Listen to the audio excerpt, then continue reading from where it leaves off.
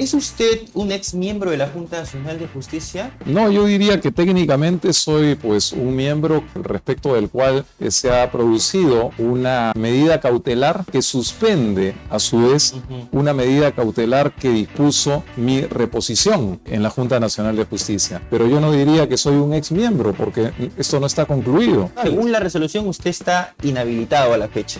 Sí, pero en una condición sui generis, como creo que comentábamos, ¿no? Algún detractor suyo podría decirle que está en riesgo la institucionalidad democrática del país porque él no reconoce la medida cautelar del Tribunal Constitucional. Porque la medida cautelar del tribunal, no es que no la reconozca, yo discuto, porque es mi derecho amparado en la Constitución el cuestionar una resolución del Tribunal Constitucional. Si la Corte Suprema le da la razón y lo habilita, ¿qué ocurre con las decisiones que la Junta Nacional de Justicia está tomando a la fecha? Las anteriores, Bueno, donde usted no participó, si prácticamente nula. No. ¿Se pueden reevaluar casos?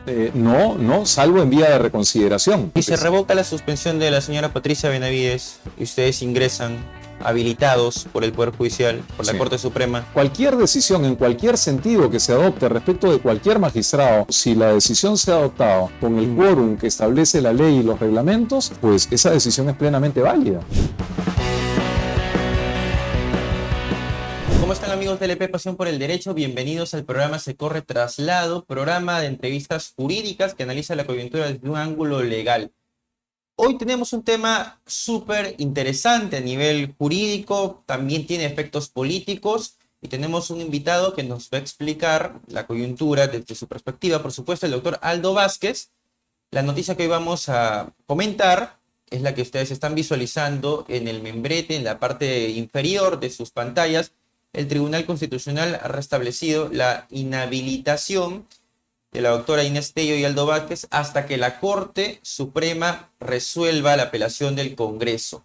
Esto ha despertado severas críticas, ha encendido la polémica no solo en la comunidad jurídica, sino también en los diversos medios de comunicación sobre los límites de una decisión como la que el Tribunal Constitucional ha adoptado mediante una medida cautelar. Se trata de una resolución, no es una sentencia. Doctor Aldo Vázquez, le damos la bienvenida a la tribuna de entrevistas de LP. Encantado de saludarlo, señor Chuquicayata. ¿Es usted un ex miembro de la Junta Nacional de Justicia, doctor Aldo Vázquez? No, yo diría que técnicamente soy pues un miembro respecto del cual se ha producido una medida cautelar que suspende a su vez una medida cautelar que dispuso mi reposición en la Junta Nacional de Justicia. Entonces estamos ante una situación absolutamente sui generis y es una situación que puede ser revertida, como espero que ocurra, en cualquier momento, sea por el propio Tribunal Constitucional, porque se están planteando pedidos de reposición, que es como lo llama el Código Procesal Constitucional, que supone una revisión que tendría que hacer el propio Tribunal Constitucional respecto de la decisión adoptada. Pero también hay otros dos escenarios posibles en el Poder Judicial. Uno es la apelación que presentó en su momento el Poder Judicial, el Congreso de la República respecto de la medida cautelar que nos protegía.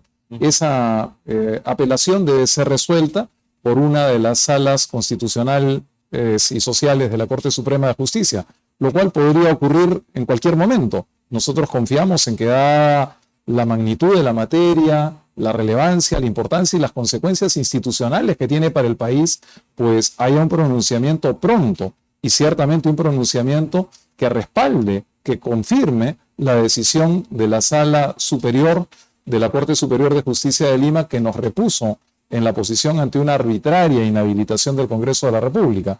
Y un tercer escenario, es verdad que un poquito más distante en el tiempo, es la resolución de fondo que tendrá que emitir la misma Sala Constitucional y Social que cautelarmente nos repuso en la Junta Nacional de Justicia, pero que tiene que emitir sentencia. La vista de la causa está prevista para el 4 de junio y es de esperarse pues que inmediatamente después de la vista de la causa haya ya una sentencia de primera instancia que debería ejecutarse inmediatamente. De modo que yo, pese a los empeños de quienes buscan mellar la independencia de la Junta Nacional de Justicia, yo estoy confiado en que el Estado de Derecho prevalecerá en el Perú. Alguien podría decirle, doctor, se ha anunciado que los accesitarios van a tomar posición, ¿correcto? Entonces, sobre los hechos, aún así, usted se dice miembro de la Junta Nacional de Justicia.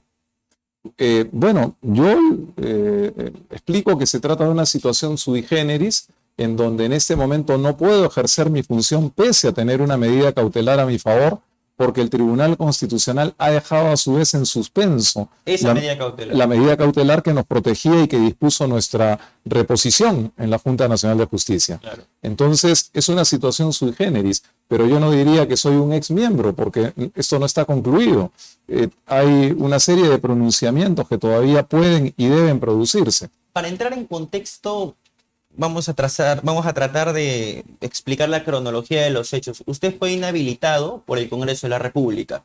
Cuando fue inhabilitado, interpone un amparo al Poder Judicial, ¿correcto? Un amparo con una medida cautelar. Así es. Le conceden la medida cautelar, usted deja de estar inhabilitado provisionalmente, Así es. porque es una medida cautelar, Así es. y su cargo como miembro de la Junta Nacional de Justicia se reactiva. Ciertamente. Correcto. ¿El Congreso cómo responde? Acude al Tribunal Constitucional. Primero apela, ¿no? Y luego acude al Tribunal Constitucional. Ese dato es importante. Sí. Vamos a explicar por qué. Acude al Tribunal Constitucional a través de una demanda competencial por menoscabo. El Poder Judicial está menoscabando mis competencias, ¿no? Eso dice el Congreso. Esto ¿sí? dice el Congreso, correcto. El Tribunal Constitucional no resuelve la demanda de amparo, la demanda competencial, resuelve la medida cautelar de la demanda competencial. Así es. Medida cautelar que suspende la medida cautelar que usted le permita nuevamente volver al puesto provisionalmente. Uh-huh. Correcto, esto es así. Es cierto, usted lo ha explicado muy bien. Sin embargo, lo que falta señalar, me parece, es que esa demanda competencial en verdad no ha sido más que un artificio de la defensa del Congreso, precisamente para lograr el propósito de mantenernos al margen de la Junta, a la doctora Tello y a quien habla. Y le digo que es un artificio porque no es ese el escenario en donde tendría que dilucidarse nuestros derechos fundamentales, porque nosotros hemos planteado un amparo en el que hemos invocado la vulneración de derechos fundamentales. ¿Cuáles? El derecho al trabajo en primer lugar, el derecho a la no discriminación, porque usted comprende que a nosotros se nos inhabilita por una decisión que adoptó el Pleno, pero no se inhabilita a todos los miembros del Pleno, sino solamente a 2, pese a que el acuerdo fue de la totalidad de los miembros del Pleno, excluida la doctora Tello. Entonces también hay una vulneración a nuestro derecho a la no discriminación, nuestro derecho a la libertad de conciencia, porque como hemos argumentado, nosotros tomamos una decisión aplicando nuestro criterio jurídico en relación al rango de edad de los miembros de la Junta Nacional de Justicia. Nosotros tenemos la misma condición de los jueces supremos y los jueces no pueden ser removidos por su criterio. Imagínese usted si cada vez que un magistrado se pronuncia en un determinado sentido, va a ser removido por el Congreso de la República por discrepancia en el criterio. Eso no significa que la Junta Nacional de Justicia no pueda ser cuestionada. Puede serlo, pero hay otras vías para eso. Mire, hay acciones de amparo, claro, acciones de cumplimiento, acción popular. No una demanda competencial. Ninguna de las vías, no, en este caso no estamos hablando de la demanda competencial. Esta demanda competencial en verdad es entre el Congreso y el Poder Judicial, no con la Junta Nacional de Justicia. Nosotros no somos parte, no hemos sido escuchados. Los efectos sí los alcanzan. Claro, eso es lo más grave, ¿no? Que se discute en un foro en el que no somos parte sobre los derechos fundamentales de los miembros de la Junta Nacional de Justicia. ¿El TC pudo haber desarrollado alguna figura que viabilice considerar la opinión de la Junta Nacional de Justicia antes de resolver esta cautelar? Desde mi punto de vista, sí, porque es evidente que lo que se pide es además el objeto, el núcleo de la demanda cautelar, que se declare que el Poder Judicial no puede intervenir en los juicios políticos que lleva el Congreso contra los altos funcionarios del Estado. Y no puede intervenir supuestamente, incluso cuando se trata de derechos fundamentales. Esa es la tesis de la defensa del Congreso de la República en la demanda competencial. Sin embargo, esa demanda, desde mi punto de vista, debió haber sido liminarmente declarada improcedente, porque el Tribunal Constitucional ya se pronunció sobre el tema de las facultades exclusivas y excluyentes del Congreso. Usted recordará aquella sentencia también de una demanda competencial entre el Congreso y el Poder Judicial a propósito del proceso de elección del defensor del pueblo. Y el Tribunal Constitucional se pronunció y dijo que sí, que habían facultades exclusivas y excluyentes del Congreso que no podían ser objeto de control jurisdiccional por parte del Poder Judicial. Pero dejó también muy en claro, en esa misma sentencia entre los fundamentos 40, 41 y 42, dejó muy en claro que cuando se trataba de juicio político, como es la acusación constitucional que busca la inhabilitación de los altos cargos públicos, y cuando se trata de eventual vulneración de derechos fundamentales, dijo el Tribunal Constitucional, es perfectamente legítimo el control judicial. Entonces, eso ya el Tribunal Constitucional se pronunció al respecto. Y el Código Procesal Constitucional dice que cuando una demanda es sobre una materia sobre la que sustancialmente ya se ha pronunciado el Tribunal Constitucional, entonces esa demanda debe ser liminarmente declarada improcedente. Y eso es lo que debió haber ocurrido. Sin embargo, no solamente no se ha declarado liminarmente improcedente, sino que se ha concedido una medida cautelar con argumentos, me perdonarán, y lo digo con respeto institucional, pero francamente banales. ¿La inhabilitación no es un acto político puro? No, no es un acto político puro. Un acto político puro puede ser, por ejemplo, el de la negación de confianza a un gabinete ministerial. O puede ser un acto político público el de la censura de un ministro de Estado. Y eso obedece al diseño constitucional en el Perú. Nuestro diseño constitucional, pues, ha establecido un régimen semipresidencial, donde el presidente nombra a los ministros, pero los ministros tienen que ir en gabinete a pedir la confianza del Congreso de la República. Entonces, allí sí está justificado, pues, el acto político puro de eventual censura o de negación de confianza. Pero eso no puede, pero eso no puede extenderse al sistema de justicia, porque eso sería, pues, violentar la necesaria independencia de poderes sobre la cual se ha pronunciado muchas veces el Tribunal Constitucional y está en la base, en el sustento de toda democracia. Entonces, el control que puede ejercer el Congreso de la República respecto de los altos cargos públicos cuando son órganos constitucionales autónomos es un control jurídico. Se llama juicio político, es verdad, pero es un control jurídico que está además reglado en los artículos 99 y 100 de la Constitución y en los artículos permanentes del reglamento del Congreso. Es decir, no es un acto de voluntad del Congreso. Y eso lo ha dejado en claro el propio Tribunal Constitucional cuando ha dicho, como acabo de señalar, que es perfectamente legítimo el control judicial respecto del juicio político que busca precisamente la inhabilitación, ¿no? Y más aún cuando hay eventual vulneración de derechos fundamentales, lo cual es perfectamente consistente con toda la doctrina jurídica del Tribunal Constitucional, la doctrina histórica, que no hay espacio exento de control constitucional. Ahora, usted ha anunciado, de hecho, de que me lo comentaba fuera de cámaras, de que es posible acudir a instancias supranacionales. Y lo platicábamos también fuera de cámaras, primero la comisión y luego la corte. La comisión no tiene un carácter exhortativo, emite informes, ¿no? O eventualmente, no emite cautelares, pero podría eventualmente una decisión de la comisión revertir el fallo del Tribunal Constitucional, la medida cautelar concretamente. Yo confío en que no será necesario que los miembros de la Junta Nacional de Justicia tengamos que acudir al sistema interamericano de protección de derechos humanos. Evidentemente el Perú, pues, es signatario de la Convención Americana de Derechos Humanos y consecuentemente el Perú está bajo la jurisdicción supranacional de la Corte Interamericana de Derechos Humanos.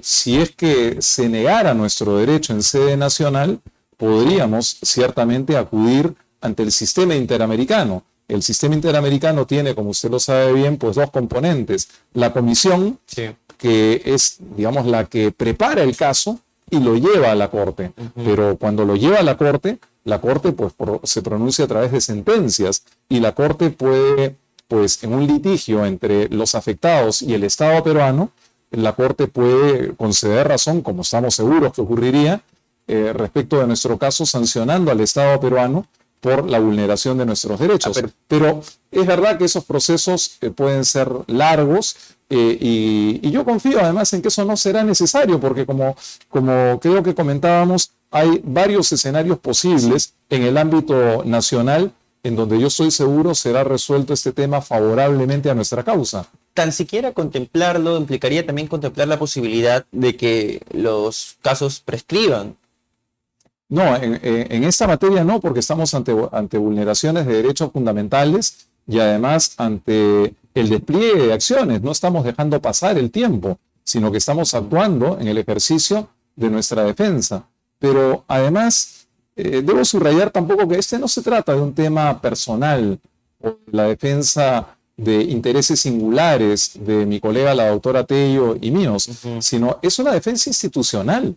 Es decir, aquí lo que está en cuestión es la independencia de la Junta Nacional de Justicia, que se está vulnerando groseramente, se está modificando por decisiones del Congreso, y me apena decirlo, pero ahora también por una decisión del Tribunal Constitucional, se está modificando la composición del Pleno de la Junta Nacional de Justicia. Eso es gravísimo. Es como si se modificara a partir de decisiones externas la modificación de la Corte Suprema de Justicia o del propio Congreso de la República. Eso es absolutamente inaceptable y ciertamente pues ha merecido incluso pronunciamientos internacionales del más alto nivel, incluso en días recientes. Hace solamente 2 o 3 días se ha pronunciado sobre el particular la relatora de Naciones Unidas para la Independencia de la Justicia, es decir, la más alta dignataria de Naciones Unidas en materia de seguimiento de los sistemas de justicia en el mundo.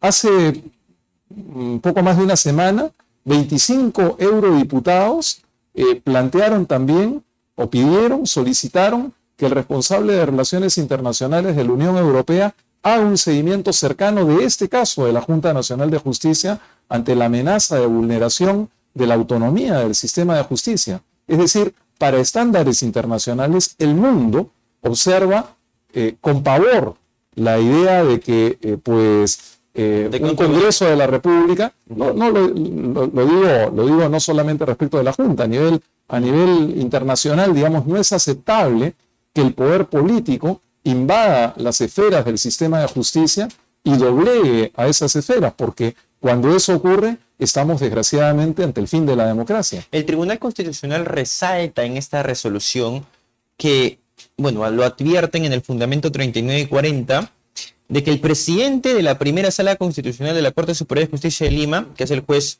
Oswaldo Ordóñez Alcántara, se encuentra a la expectativa, y lo estoy leyendo a la letra, a la expectativa del resultado del proceso de ratificación llevado ante los mismos miembros inhabilitados de la Junta Nacional de Justicia. Lo emplazan, porque usted estaba inhabilitado, correcto. Bueno, estaba activo a través de esta cautelar. Lo emplazan de manera directa, que se vieron favorecidos con lo dispuesto en la resolución 1, esa es la razón de la medida cautelar, ¿correcto? Sí. ¿Me permite un comentario sobre el particular? Sí. Se trata de un argumento, y me apena tener que contestarlo con dureza, pero es un argumento artificioso, un argumento falaz, porque el presidente de la sala, es verdad que le corresponde pasar por proceso de ratificación en el transcurso del año. Pero todos los jueces y fiscales del país deben pasar proceso de ratificación ante la Junta Nacional de Justicia. Y eso no significa que no puedan actuar en una causa que involucra a miembros de la Junta Nacional de Justicia. En realidad, tampoco hay ninguna causal ni de inhibición, ni de abstención, ni de recusación contra un magistrado del Poder Judicial por estar pasando por proceso de ratificación. A quien corresponde sí la inhibición es a nosotros, a los miembros de la Junta Nacional de Justicia, cuando se pone en agenda un tema como la ratificación de un juez que haya visto una causa nuestra. El artículo 14 de la Ley Orgánica de la Junta Nacional de Justicia sí establece para los miembros de la Junta Nacional de Justicia la obligación de inhibirse en un proceso de ratificación cuando se trata de un magistrado que con anterioridad haya visto una causa en la que hayamos sido parte. Si usted... Entonces, digo, esto es muy importante porque si ese es el argumento... Cualquier ¿no? juez al que ustedes le hubiesen presentado el amparo podría haber estado aquí en la sentencia del Tribunal Constitucional mencionado. Claro, se habría dicho que tiene una expectativa de ser ratificado. Claro, en este caso se dirá sí porque la expectativa está más cercana, porque este año debe pasar por ratificación. Pero reitero, no hay conflicto de interés alguno, porque los miembros de la Junta, la doctora Tello y yo, no podemos participar de la ratificación del magistrado al que se hace alusión en la resolución. No podemos, estamos impedidos de participar, porque así lo señala el artículo 14 de la Ley Orgánica de la Junta Nacional de Justicia. De modo que hace muy mal este auto del Tribunal Constitucional en presumir una eventual falta de neutralidad de un magistrado de la sala. Y más aún, déjeme decirlo también, cuando el magistrado que vota en contra de nuestra pretensión ha admitido públicamente que se reunió con la entonces fiscal de la Nación y que le habría pedido incluso pues algún tipo de respaldo para sus procesos ante el Poder Judicial. Entonces, más bien el Tribunal Constitucional debería tal vez quizá preocuparse de aquel magistrado que ha declarado incluso públicamente ante la prensa que fue convocado alguna vez para ese propósito, ¿no? Y no del presidente de la sala, que no tiene ningún tipo de conflicto con la Junta, ni puede tenerlo, porque los miembros de la Junta estamos en la obligación de inhibirnos por mandato de la ley si es que llegase durante nuestra gestión un proceso de ratificación de un magistrado que ha resuelto en una causa de la que hayamos sido parte.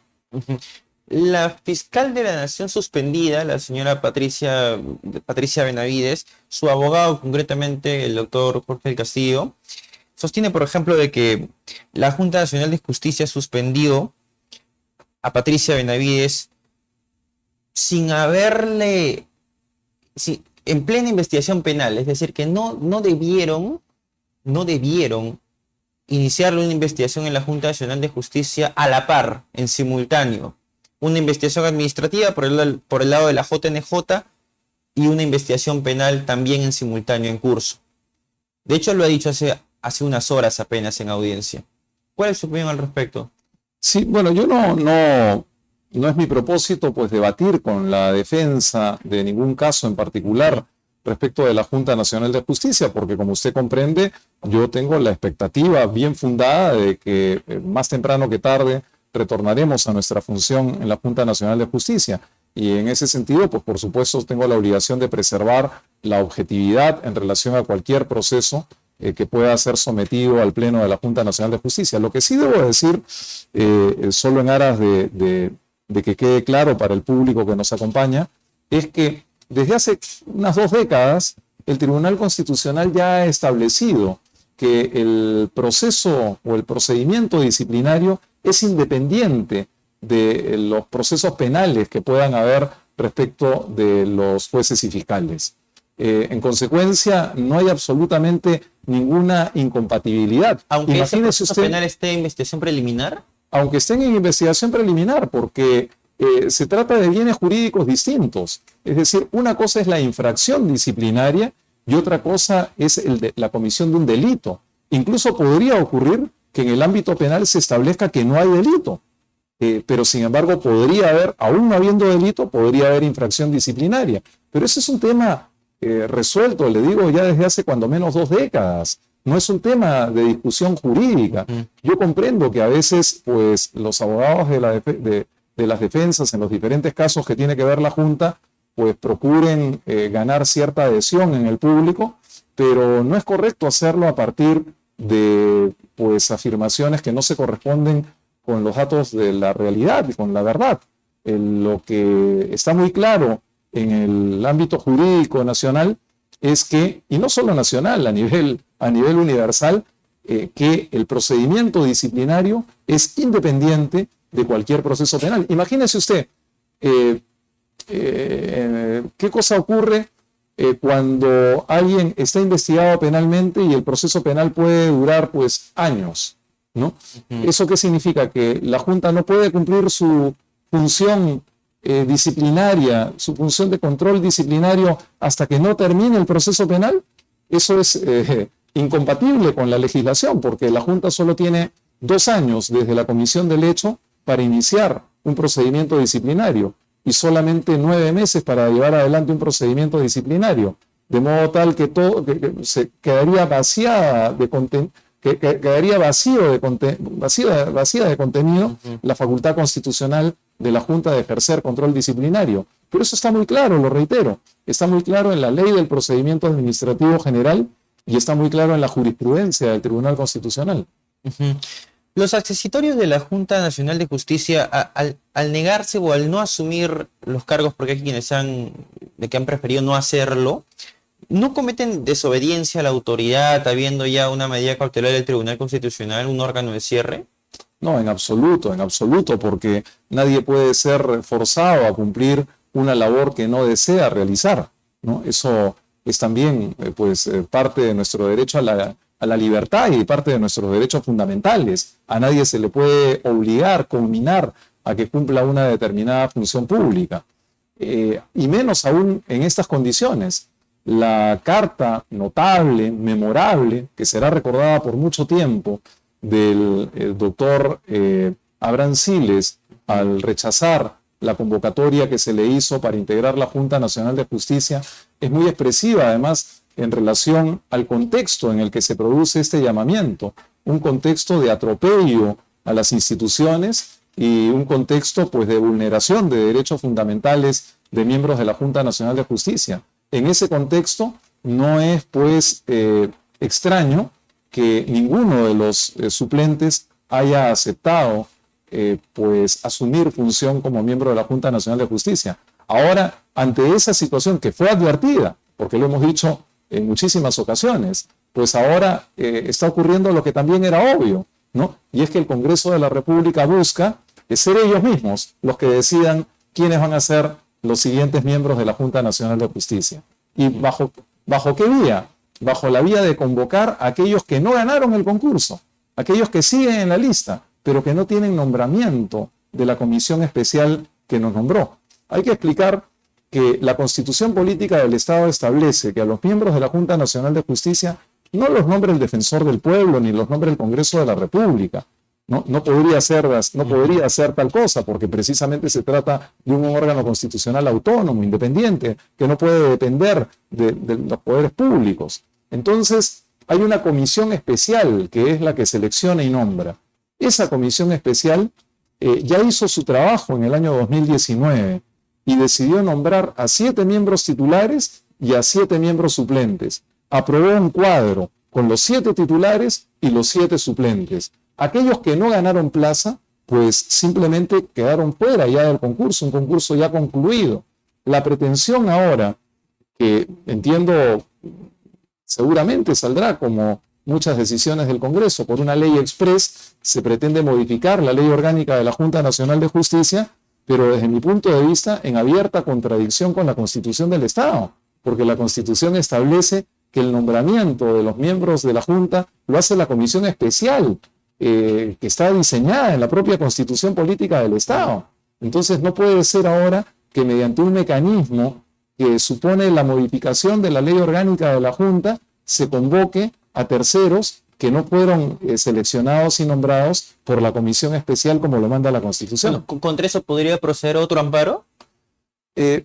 Seguramente pueden barajarse una serie de posibilidades, pero más allá de las acciones que puedan adoptarse, lo que sí se está haciendo pues es minar hasta el extremo, yo diría, pues, de destruir la institucionalidad de la Junta Nacional de Justicia y además pues poniendo en un escenario de incertidumbre las decisiones que pueda adoptar un pleno con integrantes que no han sido nombrados por la Comisión Especial tal como lo establece la Constitución, sino que resultan integrándose a la Junta mediante mecanismos retorcidos aprobados entre la propuesta del señor Josué Gutiérrez y el Congreso de la República. eso es muy grave porque los administrados en los procesos tanto disciplinarios como de ratificación o selección y nombramiento podrían objetar más adelante la legitimidad de esos miembros que no han sido nombrados bajo un proceso, que no han sido nombrados por la Comisión de Selección y Nombramiento, sino a través de un artificio, de una ley express, artificiosa, modificando la ley orgánica de la Junta y entrando en contradicción con lo que establece la Constitución. Si esa ley llega a positivizarse, si logra ser ley, ¿no? Eventualmente también podría caber una demanda de inconstitucionalidad. La Defensoría del Pueblo es sujeto legitimado, pero también el Poder Judicial. De manera tal que, frente a este escenario hipotético, el Poder Judicial podría asumir a través de una demanda de inconstitucionalidad, ya que es sujeto legitimado, su postura frente al Tribunal Constitucional y frente a lo que pueda resolver, si es que la ley es express. Bueno, la Constitución y la ley señalan una serie de instituciones que eventualmente pueden plantear demandas de inconstitucionalidad. También la ciudadanía puede hacerlo bajo ciertas condiciones, pero el daño, sin embargo, me temo que ya estaría hecho, porque hasta que se resuelva una demanda de inconstitucionalidad podría pasar pues muchos meses o incluso años, y entre tanto pues la legitimidad de la Junta habría sido ya minada hasta el punto prácticamente pues de restarle toda credibilidad a la institución, lo cual es gravísimo, por supuesto, para el país y para su institucionalidad democrática. A la fecha, hoy, todo está en manos de la Corte Suprema. Sí, y también del Tribunal Constitucional, porque vía reposición el Tribunal Constitucional podría. Y fíjese usted ha señalado uno de los argumentos, ¿no?, del Tribunal Constitucional, y es un argumento, y reitero, lo digo con respeto institucional, pero no puedo dejar de señalar que es un argumento deleznable, porque basta mirar el artículo 14 de la Ley Orgánica de la Junta para comprobar que no es el juez, sino somos los miembros de la Junta los que tendríamos que inhibirnos, ¿no?, porque no hay otra fórmula, o sea, es nuestra obligación inhibirnos, bajo responsabilidad, ¿no? Nosotros no podemos participar del proceso de ratificación del juez al que se hace mención en ese auto del Tribunal Constitucional. De modo que el argumento es lastimosamente falaz. Pero hay otro argumento también del Tribunal Constitucional que es igualmente deleznable. Por ejemplo, se afirma que que no se corrió traslado de nuestra medida cautelar a la parte demandada, es decir, al Congreso de la República. ¿Es que acaso los magistrados que han firmado ese auto ignoran que el artículo 18 del Código Procesal Constitucional establece con meridiana claridad que la medida cautelar se dicta sin traslado a la parte demandada? Es decir, la Sala Constitucional actuó en observancia estricta de lo que establece el artículo 18 del Código Procesal Constitucional. Y el Tribunal Constitucional, del modo más extraño, dice más bien que eso es irregular, que debió habérsele notificado al Congreso de la República. Es absolutamente incomprensible, ¿no?, cuando eso es absolutamente contrario al texto expreso de la ley del Código Procesal Constitucional. Ahora, doctor, hay otro argumento. De modo tal que si esos son los fundamentos, yo confío en que la decencia, la rectitud, la honorabilidad de los miembros del Tribunal Constitucional prevalezca. Se tendrían que retractar los fundamentos de su medida cautelar. Bueno, yo creo que dadas las circunstancias y los fundamentos que no hemos expresado solamente nosotros, que los ha expresado el Colegio de Abogados de Lima, el Colegio de Abogados de Ayacucho, el Colegio de Abogados de Ancash, el Colegio de Abogados de Puno, el decano del Colegio de Abogados de Arequipa. Incluso en Arequipa, me parece que anteayer se han lavado banderas por parte de los abogados que forman parte del Colegio de Abogados de Arequipa. Lo ha dicho la Sociedad Peruana de Constitucionalistas, lo ha dicho la Asociación de Jueces para la Justicia y la Democracia. Es decir, toda la comunidad jurídica, salvo, claro, los abogados de parte que siempre están en medios de comunicación, pero que son abogados de parte, aun cuando se les presente como consultores o como opinantes independientes. En su mayoría son abogados de parte o están vinculados a determinados sectores, sea por una razón o por otra. Pero la comunidad jurídica, ¿no? A través de la Asociación de Jueces, a través de la Asociación de Profesores de Derecho Constitucional, los colegios de abogados, se han manifestado con toda claridad y han señalado estos argumentos. El Tribunal Constitucional tiene la oportunidad de reivindicarse ante la comunidad jurídica y ciertamente pues de reponer las cosas a su estado anterior al auto tan cuestionado que estamos comentando. Escenarios hipotéticos, la Corte Suprema podría resolver antes de que lo haga el Tribunal Constitucional o viceversa, ¿correcto? O viceversa. Sí. Eso quiere decir que, vamos, no necesariamente van a estar alineados, ¿correcto? ¿Qué impera? ¿Quién resuelve al final? No, yo creo que el proceso... Porque si mañana resuelve la Suprema y pasado de amparo, este es un proceso de amparo.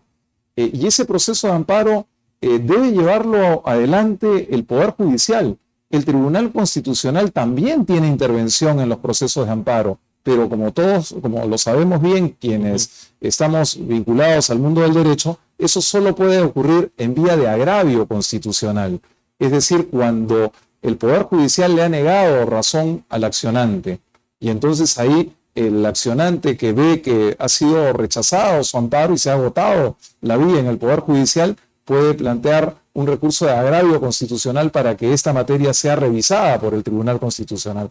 Es allí cuando interviene el Tribunal Constitucional, pero no a lo largo del proceso, no durante el proceso mismo. ¿Qué es lo que ha ocurrido? Por eso es que se ha señalado con claridad que el Tribunal Constitucional en verdad ha incumplido en esta oportunidad el inciso 2 del artículo 139 de la Constitución, que es muy claro, y dice que ninguna autoridad puede abocarse al conocimiento de causas que están sometidas al órgano jurisdiccional, en este caso al Poder Judicial, y es desgraciadamente lo que ha hecho el Tribunal Constitucional, es decir, una medida cautelar que estaba apelada y que debía pues resolverse en todo caso la apelación en la Corte Suprema, el Tribunal Constitucional la ha dejado sin efecto. Es decir, aquello que tendría en todo caso sobre lo que tendría que decidir la Corte Suprema. Yo, sin embargo, por supuesto estoy confiado en que la Corte Suprema resolverá conforme a derecho, ratificará la medida cautelar a nuestro favor. Desoyendo la medida cautelar del Tribunal Constitucional. No desoyéndola, porque el propio Tribunal Constitucional,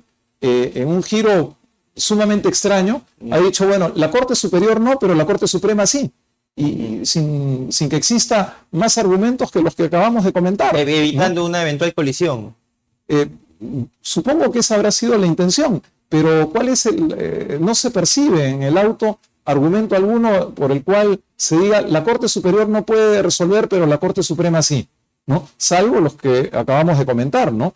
Que ponen en cuestión la imparcialidad de uno de los magistrados, ahora, que dicen que no se le corrió traslado al Congreso, que son en ambos casos, reitero, argumentos deleznables. Sí, porque leído de otra manera alguien podría decir lo que está marcando como un criterio es que para futuros casos el Congreso ustedes cuando presenten una demanda de amparo por inhabilitación váyanse directamente a la Corte Suprema porque no pueden pasar por primera instancia.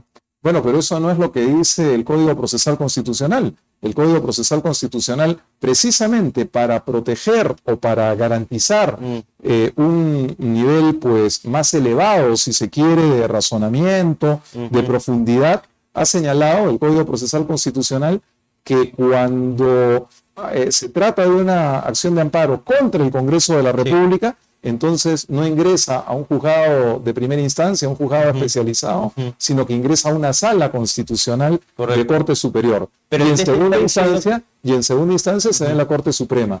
Es más, esta decisión, este auto del Tribunal Constitucional genera otro problema que no ha sido comentado hasta ahora, y es que está vulnerando también el principio de doble instancia. Porque entonces, si la única instancia que se puede pronunciar en la Corte Suprema, ¿cuál es la siguiente instancia? Se está quebrando también el principio de doble instancia.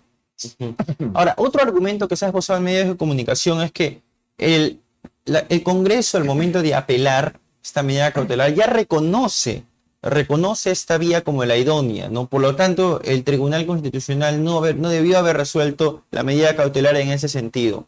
Sí. Y hay un argumento también adicional en torno a lo que usted señala. El Congreso ciertamente ha reconocido, como no podía ser de otra forma, la competencia de los tribunales ordinarios al apelar, ¿no? Correcto. Y además está claro también en la Constitución que nadie puede ser desviado de la vía ordinaria, corresponde a su derecho, que en este caso seguíamos una acción de amparo y la vía que debe transitarse es la que estaba prevista, es decir, una resolución de la Sala Constitucional de la Corte Superior y la posibilidad de una apelación ante la Corte Suprema. Pero se ha quebrado en este caso esa vía, ¿no? Irrumpiendo desde mi punto de vista pues de un modo dañino en un proceso sobre el cual solo puede resolver el Poder Judicial.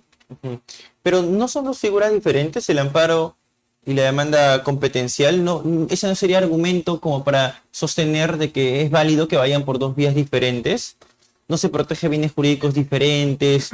¿No son mecanismos diferentes? El ingresar al Poder Judicial le excluye las competencias del Congreso de poder plantear una demanda competencial al Tribunal Constitucional. No excluye la posibilidad de plantear una demanda competencial. Lo que ocurre es que, como comentábamos hace un rato, esta demanda competencial se plantea respecto de una materia que ya ha sido resuelta por el Tribunal Constitucional. Y el Código Procesal Constitucional prevé que cuando se plantea una demanda o una acción respecto de una materia sustancialmente igual a otra que ya ha sido resuelta por el Tribunal Constitucional, es decir, donde ya hay una jurisprudencia, una doctrina constitucional, que la hay en este caso. Es decir, el Tribunal Constitucional ya ha dicho que cuando se trata de juicio político y cuando hay potencial vulneración de derechos fundamentales, es perfectamente legítimo el control judicial. Ya lo ha dicho el Tribunal Constitucional, por eso lo que correspondía, y yo confío en que así ocurrirá en su oportunidad, lo que correspondía era declarar liminarmente la improcedencia de esa demanda competencial. Pero además quiero decirle algo más. Los abogados sabemos bien que no podemos, porque tenemos la obligación de actuar con lealtad al sistema de justicia, no podemos plantear medidas por aquí y por allá. Y en este caso la Procuraduría a cargo de los asuntos del Congreso ha planteado hasta 3 iniciativas, lo cual está vedado, está prohibido en el ordenamiento jurídico peruano. Una que buscaba la aplicación de precisamente la sentencia. Por extensión, se pretendía que en vía de ejecución de sentencia se declarara la nulidad de la medida cautelar que nos protegía, dictada por la primera Sala Constitucional de la Corte Superior de Lima, ¿no? Es decir, en vía de ejecución de un proceso en el que no habíamos sido parte entre el Poder Judicial y el Congreso, ¿no? Que ya ha desestimado el Congreso de la República, pero ese fue el primer intento. Luego, el segundo intento es la apelación en el marco del proceso, que eso sí es legítimo. Y el tercero es la demanda competencial. Dígame usted si ese es un litigio leal y si es que la autoridad, el supremo intérprete de la Constitución, puede o debe prestarse para ese tipo de pluralidad de iniciativas para ver por dónde puedo conseguir apartar a 2 miembros de la Junta Nacional de Justicia. Para que quede claro, hace un momento usted dijo, espera que el Tribunal Constitucional declare en el fondo, al momento de resolver esta demanda competencial, improcedente. Yo confío en que así ocurra. Confío en que así ocurra y confío incluso en que antes, en atención a los muchos argumentos que han sido expresados incluso públicamente, confío en que en atención a ello, antes incluso de resolver sobre el fondo del asunto, resuelva favorablemente el pedido de reposición que ha sido formulado.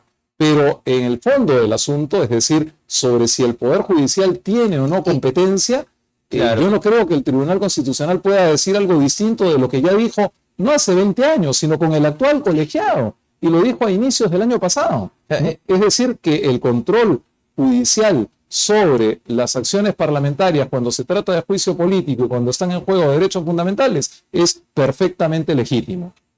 Si declara improcedente, el mensaje sería, he resuelto una medida cautelar muy distinta al espíritu del Tribunal Constitucional en el mensaje político, porque las sentencias y resoluciones del Tribunal Constitucional tienen que ser pacificadoras. ¿Podemos coincidir en eso?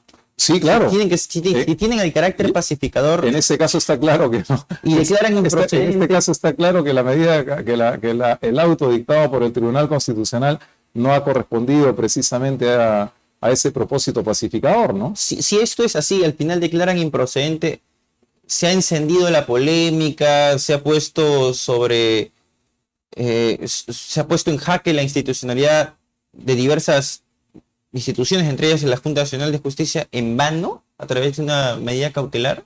Pero sin lugar a dudas, sí, lastimosamente. Eso no le permite intuir de que van a resolver el fondo del asunto en otro sentido, alineándose quizás a lo que... Pero yo creo que los magistrados del Tribunal Constitucional tienen unas obligaciones superiores en relación al Estado peruano. ¿A la Corte superiores a la Corte Suprema? No me refiero a... No, el Tribunal Constitucional tiene un rol como lo tiene la Corte Suprema. Cuando digo superiores me refiero a los valores que tiene que expresar el colegiado que integra el Tribunal Constitucional. Y en ese sentido, yo no puedo creer que, llegados a la convicción que la demanda competencial es improcedente, puedan mantener un acto arbitrario solamente para no ceder posiciones respecto de la medida cautelar. Como sabemos, la medida cautelar pues corre la misma suerte del principal. Si es que se declara finalmente, como esperamos, improcedente la demanda competencial, obviamente la medida cautelar cae inmediatamente.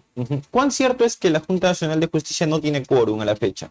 Bueno, hay evidencia de eso, ¿no? Por ejemplo, el martes último debió haberse producido un informe oral de la señora Emma Benavides, que es coinvestigada con su hermana Patricia Benavides en este proceso disciplinario que es tan notorio, tan conocido, ¿no? Respecto de la posible injerencia o intervención de la entonces fiscal de la Nación para favorecer a su hermana en investigaciones por la liberación de narcotraficantes. Por supuesto, esa es la imputación, eso es algo que está todavía en curso en el marco del procedimiento disciplinario, pero debió justamente haberse producido el martes último el informe oral de la señora Emma Benavides, que es coinvestigada en ese proceso. Sin embargo, no se pudo realizar esa audiencia porque uno de los miembros pues tuvo una licencia por razones de salud, según se ha informado. Entonces no hubo el quórum. Y eso ocurre cuando el quórum pues está tan en los límites, ¿no? Y está en los límites por este tipo de decisiones que fueron advertidas además. No es el único caso. Mañana debería producirse la entrevista de la jefa de RENIEC en el marco del proceso para la ratificación o no de los jefes de OMPE y de RENIEC. Como se sabe, la Junta Nacional de Justicia selecciona y nombra a los titulares de OMPE y RENIEC, pero también eventualmente puede ratificarlos después de 4 años. Y entonces en ese proceso están actualmente los jefes de OMPE y de RENIEC. Mañana no podrá haber informe oral porque no hay quórum suficiente, porque uno de los 5 miembros que todavía quedan en la Junta Nacional de Justicia tiene desde hace 4 años abstención respecto de la jefa de RENIEC, con lo cual no puede participar del pleno. Quedarían solamente 4 y 4 no hacen quórum suficiente para recibir el informe de la jefa de RENIEC. Y lo que digo en estos 2 casos que son pues muy ejemplificadores, lo podemos repetir de la casi totalidad de los procedimientos disciplinarios, porque hay que tener presente que para los procedimientos disciplinarios a cargo de la Junta Nacional de Justicia se requiere no 5, sino 6 miembros. 1 que investiga, que es el instructor, y 5 que votan. El instructor, una vez que presenta su informe, tras haber realizado una investigación exhaustiva, ya no participa más y quedan los otros 5 miembros que son los que toman la decisión. Entonces se requiere de 6 miembros. Al haber en este momento solamente 5 miembros, obviamente se ha bloqueado las atribuciones constitucionales de la Junta. Es verdad que algunos casos podrían votarse porque tanto la doctora Tello como yo hemos podido ser instructores y al no participar ya de la decisión del Pleno, algunos pocos casos podrían ser votados por el Pleno, pero en lo sustancial, la Junta Nacional de Justicia queda bloqueada en su atribución disciplinaria y eso está claro que favorece la impunidad en aquellos casos en donde sí pudiese haber responsabilidad disciplinaria de jueces y fiscales. ¿Se está instrumentalizando a la Junta Nacional de Justicia? Ese es el riesgo, que se le pueda instrumentalizar. Hasta ahora yo creo que los miembros de la Junta Nacional de Justicia hemos hecho una defensa intensa, sacrificada, de la independencia de la Junta Nacional de Justicia. Y cuando lo hemos hecho... ¿Todos pues, los miembros? yo diría que sí, cada quien en su estilo, cada quien en sus formas y en sus condiciones para hacerlo. Pero yo creo que lo hemos hecho con firmeza todos los miembros de la Junta Nacional de Justicia hasta ahora. Y confío en que así seguirá ocurriendo, porque de lo contrario, lo que está en juego no es solamente la situación de 2 miembros de la Junta, que en definitiva, igual nuestro mandato constitucional termina el 6 de enero de 2025. Ni siquiera está solo en juego la independencia y la institucionalidad de la Junta Nacional de Justicia, sino lo que está en juego en verdad es la institucionalidad democrática del país, la separación de poderes, la posibilidad de que pueda ser instrumentalizada o cooptada una institución como la Junta Nacional de Justicia y finalmente instrumentalizada al servicio de fines subalternos. Eso es lo que está en riesgo. Y de eso, desgraciadamente, pues cuando llega a ocurrir en un país, la experiencia reciente en América Latina demuestra que no se retorna en décadas. Fíjese lo que algún detractor suyo podría decirle, ¿no? Si está en riesgo la institucionalidad democrática del país, ¿por qué el doctor Aldo Vázquez no reconoce la medida cautelar del Tribunal Constitucional? Porque la medida cautelar del tribunal, no es que no la reconozca, yo discuto, porque es mi derecho amparado en la Constitución, el cuestionar una resolución del Tribunal Constitucional, y más aún cuando esta afecta a mis derechos fundamentales. Según la resolución, usted está inhabilitado a la fecha. Sí, pero en una condición sui generis, como creo que comentábamos, ¿no? En una condición sui generis porque lo que ha hecho en realidad es dejar en suspenso una medida cautelar que ordenaba mi reposición en la Junta Nacional de Justicia y ha dado lugar a que sea la Corte Suprema la que se pronuncie finalmente sobre esa medida cautelar. Entonces es una condición sui generis. Además no tiene antecedentes, por eso es difícil de clasificarla, porque nunca en la historia republicana un órgano constitucional autónomo ha tenido pues una persecución sistemática como la que ha tenido que afrontar la Junta Nacional de Justicia desde hace más de un año, con 5 acusaciones constitucionales, denuncias o acusaciones constitucionales, 3 mociones que buscaban la remoción de los miembros de la Junta, la remoción inmediata de los miembros de la Junta Nacional de Justicia, proyectos de ley o de reforma constitucional que buscaban reducir el número de votos necesarios para deshacerse de los miembros de la Junta, o ahora, finalmente, un proyecto de reforma constitucional que abiertamente busca desaparecer a la Junta, que ya no exista más la Junta, descuartizar sus competencias y redistribuirlas entre otros órganos del Estado. ¿Bajo qué argumentos? ¿De qué se les indica a ustedes? Eso es lo que yo me pregunto, ¿no? ¿Cuál es la razón que lleva a un sector del Congreso de la República y probablemente a algunos aliados en otros espacios a buscar la destrucción de la Junta Nacional de Justicia y la inhabilitación, como si fuésemos pues unos criminales, ¿no? Que no podamos volver nunca más al Estado, ¿no? Por lo menos en 10 años. ¿Cuál es la pretensión? Por cierto que no, yo por supuesto defiendo principios y defiendo valores y defiendo en este caso pues mi derecho a que se respete pues mi dignidad, que es la que en definitiva se ve afectada cuando me inhabilitan. Pero yo nunca he sido funcionario del Estado, ¿no? He sido, antes de entrar a la Junta Nacional de Justicia, solamente he sido ministro de Estado por 9 meses y 1 semana, entre 2015 y 2016, y hace más de 30 años, 34 años me parece, que trabajé 1 año para el Estado en el Ministerio de Justicia y Derechos Humanos. Después nunca he sido funcionario público. De modo que no es que yo espere ocupar puestos públicos, yo soy esencialmente un académico y a eso dedicaré seguramente el resto de mi vida laboral. Pero aquí de lo que se trata es de la defensa de principios y de la defensa del ordenamiento democrático del Perú, que no puede ser maltratado a partir de una voluntad política adversa a la Junta. Y yo le pregunto a usted, como se lo he preguntado a más de uno de sus colegas, ¿cuáles son los cargos contra la Junta? ¿Qué es lo que le imputan a la Junta? ¿Qué es lo que le imputan?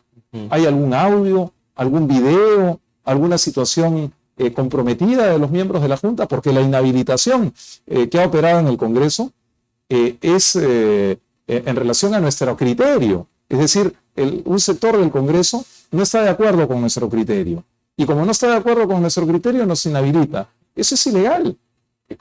¿O es político? Bueno, pero es que no cabe aquí un razonamiento político, porque con el mismo criterio mañana pueden destituir a una sala constitucional o a una sala penal de la Corte Suprema. Y de hecho, hay también ya en curso una denuncia constitucional contra los jueces penales de la Corte Suprema por haber hecho una interpretación en relación a esta ley que se denominó la ley Soto, ¿no? Que aludía a la prescripción de determinados delitos, ¿no? Y entonces, ¿es admisible aquello? Eso es inaceptable. Y además hay que señalar algo más que la opinión pública no puede desconocer, y es que cuando se adopta la decisión de inhabilitación en el Pleno del Congreso de la República, se hace con una violación manifiesta del artículo 100 de la Constitución, que señala con meridiana claridad que los miembros de la Comisión Permanente no pueden votar en el Pleno en estos procesos de acusación constitucional. Y sin embargo, solo alcanzan 67 votos, que es el mínimo requerido, votando 2 miembros de la Comisión Permanente, el señor Luna y el señor Gerí. Pero déjeme concluir. ¿Estuvo en demanda eso? Sí, por supuesto. Pero el tema es todavía mucho más grave, porque en la interpretación de la Junta de Portavoces del Congreso, los que no votan en la Comisión Permanente sí pueden votar en el Pleno. Nosotros negamos esa hipótesis porque es contraria al texto expreso de la Constitución. Pero aún en la hipótesis negada, que esa interpretación fuese válida, entonces tampoco alcanzaron los votos. ¿Sabe usted por qué? Porque lo que ocurre es que si pueden votar en el Pleno los que no votaron en la Comisión Permanente, entonces obviamente el universo de congresistas habilitados se amplía. Ya no son 100, como se deduce del artículo 100 de la Constitución. Si son 130 congresistas, 30 de la Comisión Permanente no votan, entonces son 100 los habilitados y en consecuencia el número necesario son 67. Pero claro, si la interpretación del Congreso es que los que no votaron en la Permanente pueden votar en el Pleno, entonces ya no son 100. Entonces, en el caso de la doctora Tello eran 105 los que no votaron en la Permanente y 104 en mi caso. Pero el reglamento del Congreso no dice que votan 67, sino 2/3 para poder decidir sobre una inhabilitación. Y 2/3 del número legal de los habilitados para votar no eran 67, sino eran 70, porque 2/3 de 105 son 70, sí. Y 2/3 de 104 en mi caso son 69.33, es decir, habrían necesitado de 70 votos. Aprobaron esa inhabilitación solo con 67 votos. Eso, por supuesto, también lo hemos señalado ante la Sala Constitucional de la Corte Superior de Lima, y son esos elementos, varios, un conjunto de elementos, porque es una resolución además muy bien fundada, la de la Sala Constitucional de la Corte Superior. Sobre la base de esos fundamentos es que la Sala dijo, acá hay verosimilitud y acá hay peligro en la demora. En consecuencia, concedemos esta medida cautelar. Si la Corte Suprema le da la razón, sí, y lo habilita, ¿qué ocurre con las decisiones que la Junta Nacional de Justicia está tomando a la fecha? Las anteriores. Bueno, usted no participó. Si prácticamente nula. No. Si esas decisiones han sido adoptadas con el quórum establecido, pues no hay dificultad alguna. El problema ahora es más bien que no hay quórum para tomar las decisiones.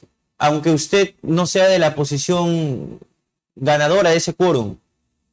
Sí, claro, por supuesto. O sea, si había quórum suficiente y se adoptó una determinada decisión, esa decisión es plenamente legítima, plenamente válida, ¿no? Y nuestra eventual reposición, como estamos seguros que ocurrirá, pues no tiene consecuencias, no tiene efectos sobre decisiones que se hayan adoptado con el quórum establecido. Aunque la doctora Inés Tello y usted por si hubiesen participado allí, digamos que la decisión se hubiese revertido. Pero no sabemos si se hubiese revertido o no. Es decir... ¿Se pueden reevaluar casos? No, salvo en vía de reconsideración. ¿En la Junta Nacional de Justicia? Sí, claro, en la Junta Nacional de Justicia, por ejemplo, si en un determinado procedimiento disciplinario se establece una sanción para un magistrado, ese magistrado tiene derecho, por supuesto, a presentar un recurso de reconsideración.